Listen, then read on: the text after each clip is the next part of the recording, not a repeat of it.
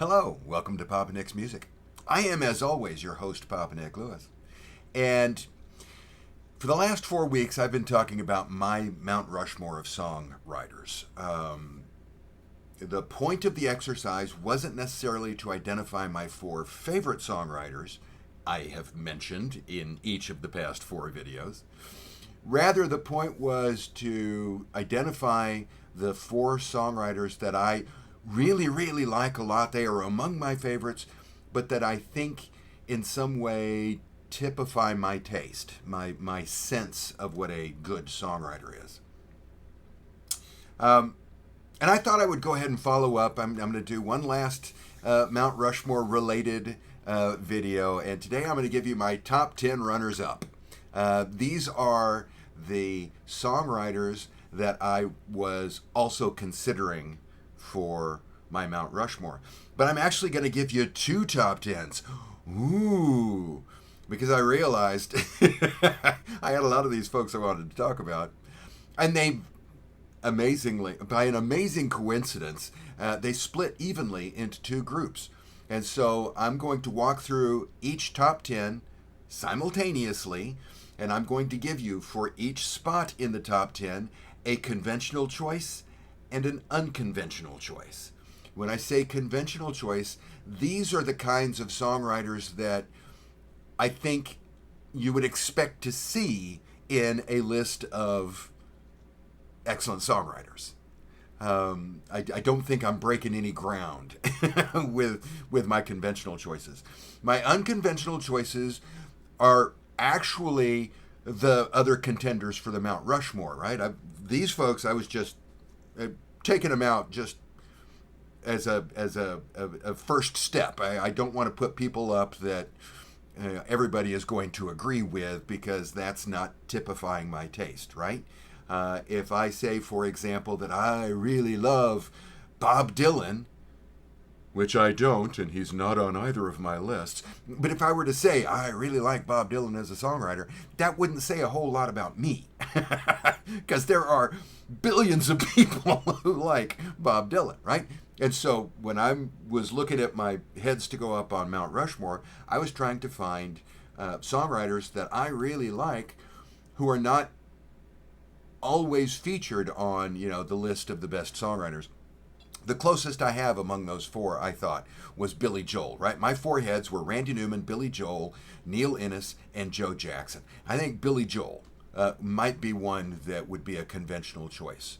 But I think the other three are fairly unconventional choices, right? So I'm going to give you my top 10 runners-up, both among the conventional choices and the unconventional choices. Okay? Sound good? Cool.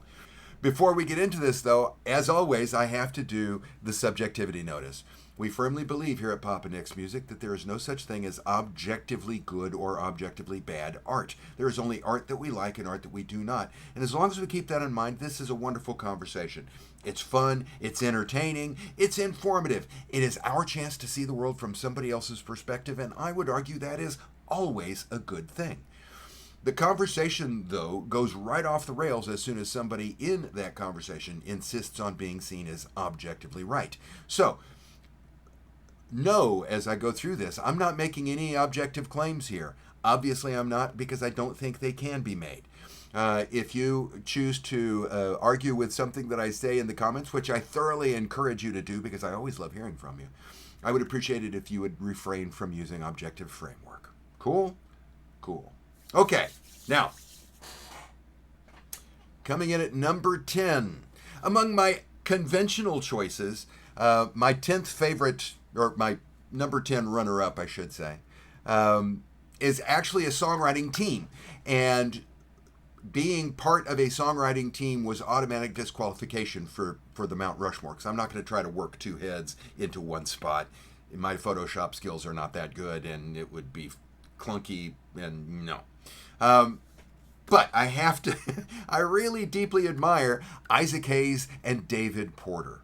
I like Isaac Hayes, but when I think of Isaac Hayes as a solo artist, yes, I think of things that he wrote, but I also think of the covers that he did. My favorite Isaac Hayes album, Hot Buttered Soul, the two standout tracks on that, the two of four, are his covers of Walk On By and By the Time I Get to Phoenix, right? I love Isaac Hayes as a performer. But as a writer, I love the stuff that he wrote with David Porter in the 60s. You know, think of virtually every Sam and Dave song, right? Hold On, I'm Coming, Soul Man, I Thank You, Wrap It Up, right? I mean, just hit after hit after hit, and they're all fantastic. I love Isaac Hayes and David Porter. Number 10 among my conventional choices as far as the runners-up for Mount Rushmore go. Number 10 on the unconventional side is Chris Isaak. I really like Chris Isaak. I've done videos about Chris Isaak. I think the world of him. I enjoy seeing him in concert. I enjoy listening to his music.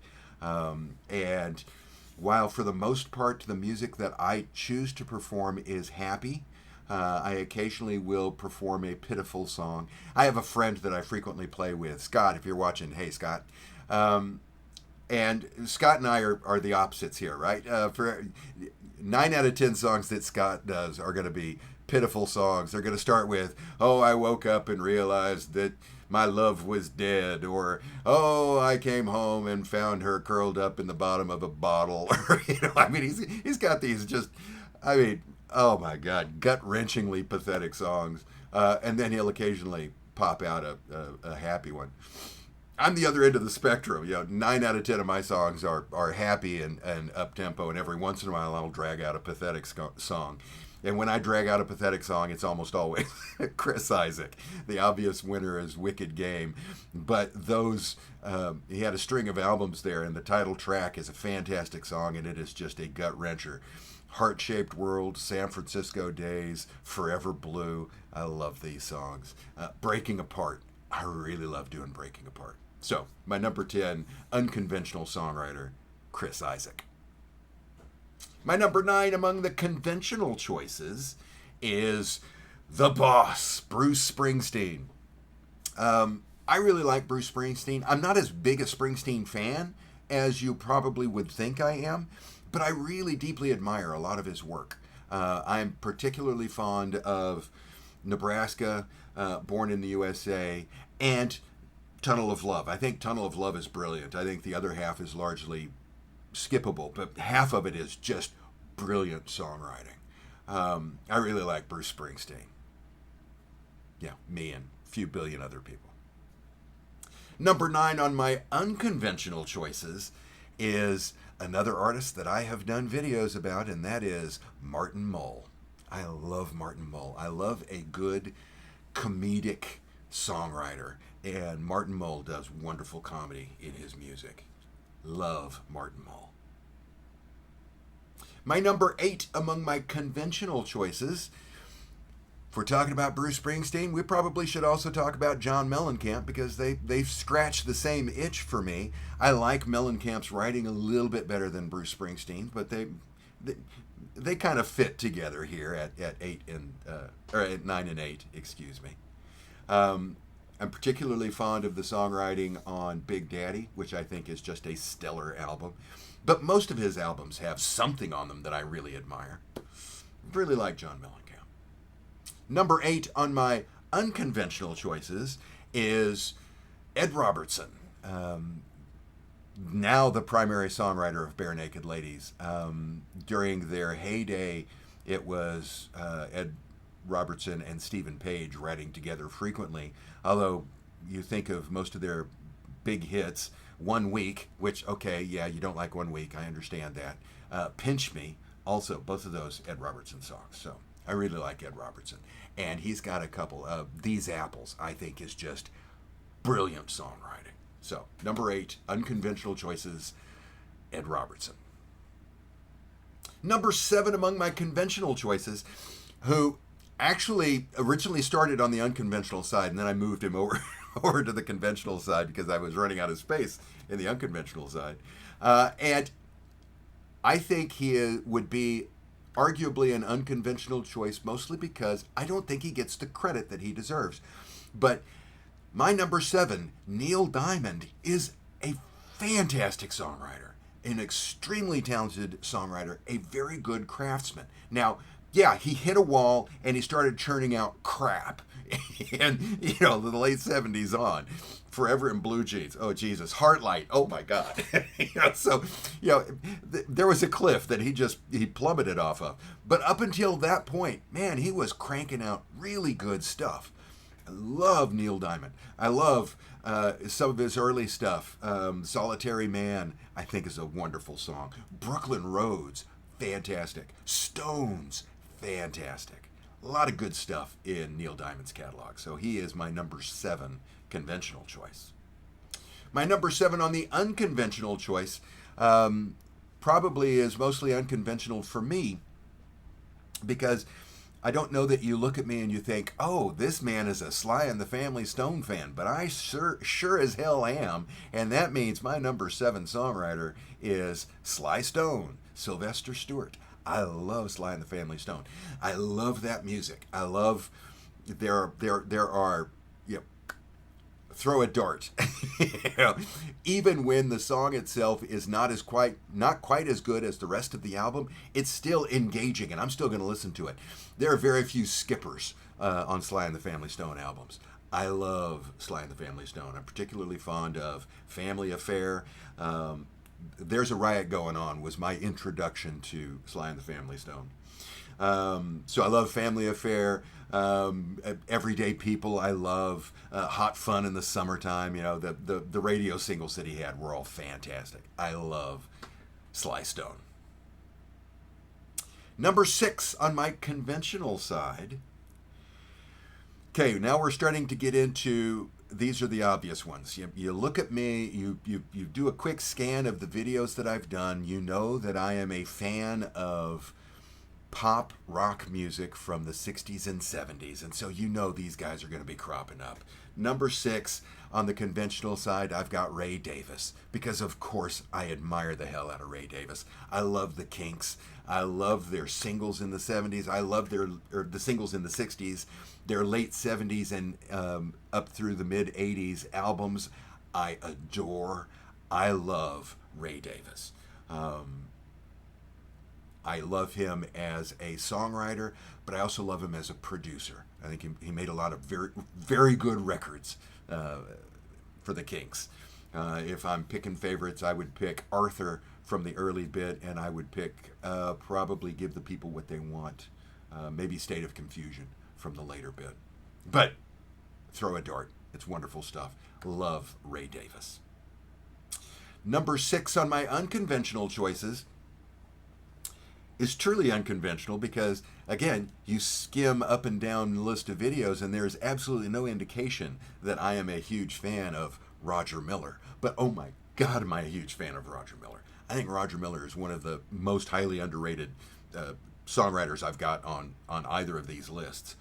A lot of what he wrote was mindless fun. Songs like Attaboy Girl and Do Wackadoo and, You Can't Roller Skate in a Buffalo Herd, which is, I'm not too fond of that one, but the title springs to mind easily.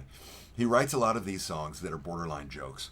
But he also writes, even when he's writing the borderline jokes, they've got a good solid structure to them. When he strays a little bit away from the goofy and he starts getting into real music, for lack of a better word, he creates gems like Engine Number 9, which oh my God, that thing is a masterwork of pop songcraft, I think. I love Roger Miller. He's number 6 on my unconventional choices. Number 5 on my conventional choices. It's been a while, and I realized I didn't mention that as a top 10 video, Papa Nick's Top 10 series is unofficially sponsored by Schoefferhofer Beer. I'm sorry, I forgot to mention that earlier. And I'm not going to redo it just to shoehorn it in. Come on. That's good beer. Okay. Number 5 in my conventional choices. I was always a fan of the Bee Gees in terms of their radio output. Here, I guess a couple of years ago now, I did a deep dive into their catalog and I realized how much just fantastic music is in there. And so at number 5, I've got the Brothers Gibb, Barry, Robin, and Morris Gibb. Pick a track off of Main Course. That's pretty much good enough. That's good enough. Pick a track off of Bee Gees First. Okay, good enough. Pick a track off of Idea. Pick a track off of To Whom It May Concern. That's good enough. Again, Mr. Natural. It's good enough. I don't need to list the individual songs. But number 5 on my list of conventional choices for the runners-up for Mount Rushmore, the Brothers Gibb. Number 5 on my unconventional choices, this is of my choices here in the unconventional choices. I've got a couple of them that I think are stretches because they actually do crop up fairly often on conventional choices, but they don't necessarily have the fan base that, say the Bee Gees had. And number 5 is an example of this because my number 5 unconventional choice is Warren Zevon. I'm a big fan of Warren Zevon, an ardent admirer of his work. Pick a song off of Excitable Boy, pick a song off of Sentimental Hygiene, and this is why I love Warren Zevon. Even if we're picking the low-hanging fruit as far as quality goes, Werewolves of London is not going to win anybody a Pulitzer or anything like that. Pulitzer for songwriting? Anyway. But it's still a fantastic song. It's got an undeniably catchy riff to it. There's a reason why it was a hit, even though it's a borderline novelty song. I deeply admire Warren Zevon, my number 5. Unconventional choice. Number 4 on my conventional choices.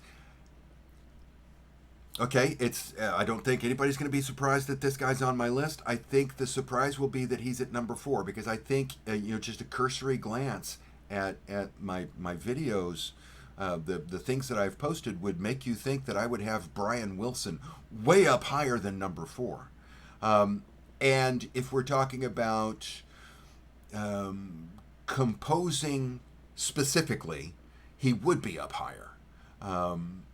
The problem that Brian has as a songwriter is that he is not consistent as a lyricist. And so most of his stuff, he's working with a lyricist. He's working with Mike Love or Tony Asher or Van Dyke Parks, 3 lyricists with whom he worked very, very well. He wasn't incapable of doing it on his own. One of my favorite Brian Wilson songs is Till I Die, and that lyric is Brian's. But for the most part, he worked with a variety of lyricists, so that dropped him down a few notches. He's at number 4 on my conventional choices.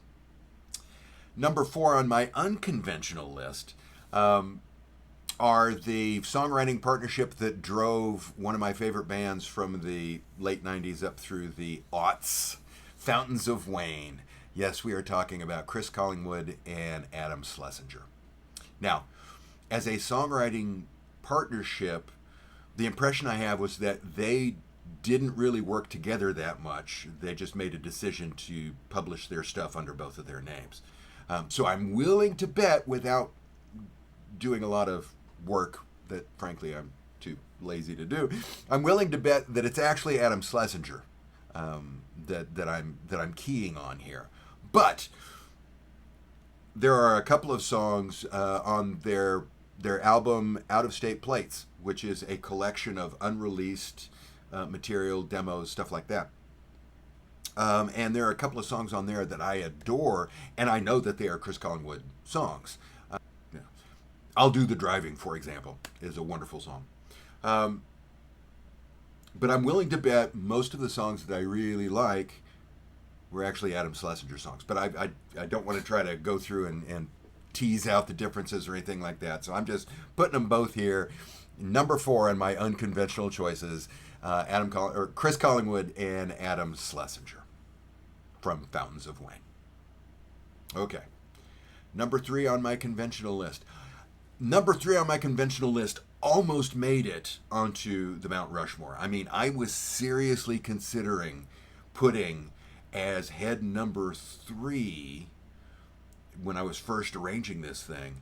I was seriously considering Jeff Lynne because I oh my God, adore Jeff Lynne. Now, a couple of things knocked him off. One, I'd already committed to having Billy Joel on there. And I thought if I had two big hit makers, that would kind of defeat the purpose of it being, typifying my musical taste. And then I realized that I really also wanted to talk about Neil Innes and Joe Jackson. So, okay, yeah, Jeff can go. But I deeply admire Jeff Lynne. I admire him as a singer. I think he's an underrated singer. I admire him as a musician. I admire him as a producer, but I also admire his songwriting, his song craft.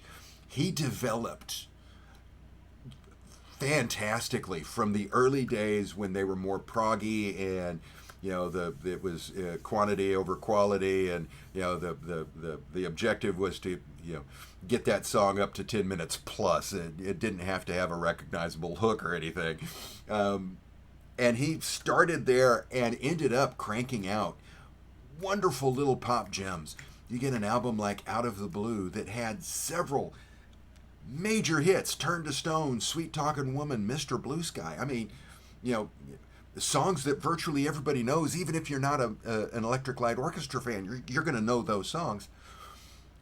But there are also, It's Over is a wonderful song. Last Train to London is on a different album. It's Over was a wonderful song. Night in the City, the Jungle, Wild West Hero, Birmingham Blues. I mean, there's not a stinker on the album. A double album of original material. It's just amazing to me. I love Jeff Lynne as a songwriter. I love his craftsmanship. The man had an ear for a hook, and he knew how to build a strong lyric. I love Jeff Lynne. So, my number 3 among my conventional choices, Jeff Lynne. My number 3 among my unconventional choices, I'm not sure what that little gesture was. My number 3 among my unconventional choices is the songwriting partnership that drove the Alan Parsons Project, Eric Wolfson and Alan Parsons. And here, like with Collingwood Schlesinger, the bulk of the praise should go to Eric Wolfson, because Eric Wolfson was the overwhelmingly primary songwriter of the duo. I am positive that Alan Parsons made editorial suggestions, particularly when it came to arranging the songs, things like that. I have absolutely no trouble at all assuming that for the most part he got the half of the songwriting credit because he was producing it and so exerted ownership over it. So I'm thinking the bulk of this praise should go to Eric Wolfson. But even as I say that, I know that the one Alan Parsons Project album that I really don't care much at all for was not truly an Alan Parsons project. It was an Eric Wolfson project, and that was Freudiana. And for that album, we don't have the automatic all songs by Wolfson/Parsons. We have, I think, one song on there, maybe two. Anyway, very few, one-ish songs that have the co-writing credit. The rest of it is credited to Wolfson. And the songwriting isn't as sharp on Freudiana as it is on the earlier albums. Even comparing it to earlier albums that I'm not that big a fan of. Gaudi, I'm not a big fan of. You put those two side by side, and I still think the songwriting is better on Gaudi than it is on Freudiana. Right? So, I think Alan Parsons deserves enough credit that I'm not going to worry about trying to tease him out of the puzzle here. I'm just going to go ahead and leave him in there. And the pair of them are here at number 3. And if I had to pick albums that are the reason why I've got him at number 3, they had a nice run there, starting with I, Robot and going up through Vulture Culture. A couple of them that are, Eve is a little on the, oh, Jesus Christ side. But even Eve has a couple of good songs on it. And when you get up into Turn of a Friendly Card, Eye in the Sky, Ammonia Avenue, I mean, those are rock solid. Love those albums. So, number 3 on my unconventional choices, Eric Wolfson and Alan Parsons of the Alan Parsons Project. Okay. We're getting toward the end here. That's good beer. Number 2 on my conventional choices. They got to be up here somewhere. You know they're coming. Lennon and McCartney. I love John Lennon and Paul McCartney as a songwriting team. And I know while they started out doing different configurations, some were John songs, some were Paul songs, but some were songs that they wrote together. Even when they were writing separately, the other was giving input and giving critical reaction and that sort of stuff. They're giving feedback to it. As they developed, they grew further apart. I understand that. You can clearly identify as you go into the later years which songs are Paul's and which songs are John's. And I tend to like Paul's better than John's, but I like a lot of what John did in the Beatles. So I'm not going to try to puzzle them out. I'm not going to try to tease out which is which, even when I think they're some of those decisions are easy to make. But yeah, you can't deny the juggernaut that is the Beatles, the juggernaut that is the songwriting partnership of John Lennon and Paul McCartney. So they are here at number 2 among my conventional choices. Ooh, number 2.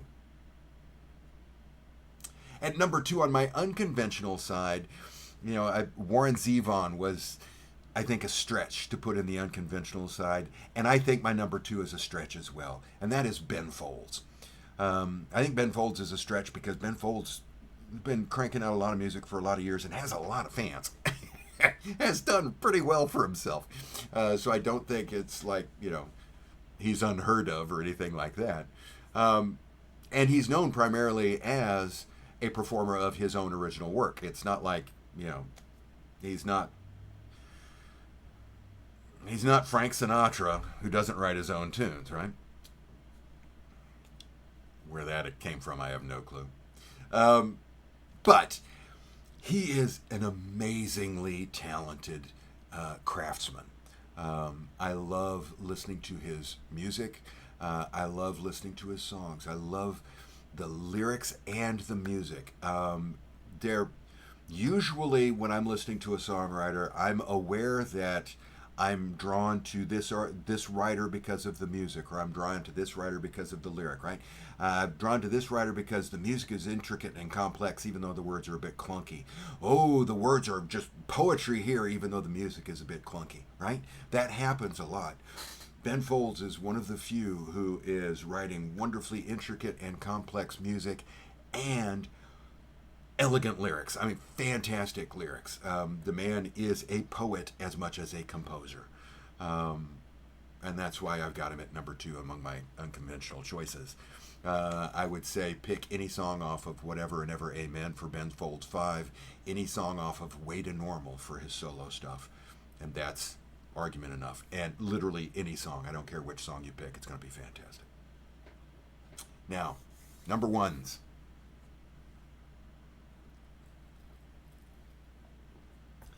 My number one runner-up for my Mount Rushmore of Songwriters, among my conventional choices, we have another songwriting partnership. So that automatically eliminates them from contention for the Mount. And that partnership is from Steely Dan, Donald Fagen, and Walter Becker. Now, I look at the work that they did for Steely Dan, and I wouldn't know, just based on that, what parts, if there are parts that are Fagen and parts that are Becker. But we have their solo work. We have, 4 albums by Fagen that I'm thinking of, and that means I'm probably forgetting one. We had 2 albums from Walter Becker. And while I very much liked Walter Becker's first solo album, 11 Tracks of Whack, I think it's a very good album. His second one was largely, of the Donald Fagen albums, the one that was largely, was Morph the Cat. The rest of them, Nightfly, Kamakiriad, Sunken Condos. I loved all of those albums. And I loved all of those albums because they all sounded like the best parts of Steely Dan to me. So I'm willing to bet that what I'm really a fan of is not Fagen and Becker, but rather Fagen. But I'm not going to try to tease it out. the songs are credited to both of them, and I think this was a true songwriting partnership. Isaac Hayes, David Porter was a true songwriting partnership. I don't know that Collingwood, Schlesinger, Wolfson, Parsons, and at least later Lennon and McCartney is a true partnership, right? But Fagen and Becker, pick an album. If I'm going to pick an album for the songwriting, I would pick either The Royal Scam or Asia. Both fantastic albums, but both extremely well-written albums. And then my number one among my unconventional choices, anybody who knows me knows that I love me some Michael Nesmith. Of course, I've got Michael Nesmith at number one on my unconventional choices. Michael Nesmith is the exception. I was just talking about Ben Folds, and I was saying that the thing I like about Ben Folds is that he writes these wonderfully complex musical structures and then writes equally elegant and complex lyrics. Nesmith doesn't do that. Nesmith writes powerful lyrics that he puts to very simple musical structures. And if I'm using any sort of internal logic, that means I should be putting Ben Folds at 1 and Nesmith at 2, but I think Nesmith's songs speak to me more deeply and more fully than Ben Folds' songs do. And again, pick an album. If I were trying to emphasize his qualities as a songwriter, I would suggest any of the First National Band albums. I would suggest And the Hits Just Keep On Coming, and I would suggest Infinite Rider on the Big Dogma. Wonderful, all wonderful. Tropical Campfires, all wonderful albums. A lot of very good music, a lot of very good poetry with nice, simple but emotional music accompanying it. I adore Michael Nesmith. And those are the folks that I really admire that didn't quite make it onto Mount Rushmore. I'm still stopping short of saying this is my top 10 favorite songwriters, although if I put my nose to the grindstone and generated my top 10 list, it would be these 20 that I talked about today, plus the 4 from the Mount Rushmore, trying to put them into some kind of order. It would be difficult. I think this is probably as far as I'll go with this. But that's what I think about my runners-up for my Mount Rushmore. What do you think? Do you agree? Do you think some of these guys should have been on Mount Rushmore? Drop that comment down below. I always love hearing from you. If you enjoyed today's video, thank you for that. I'd appreciate it if you go down and click the like button.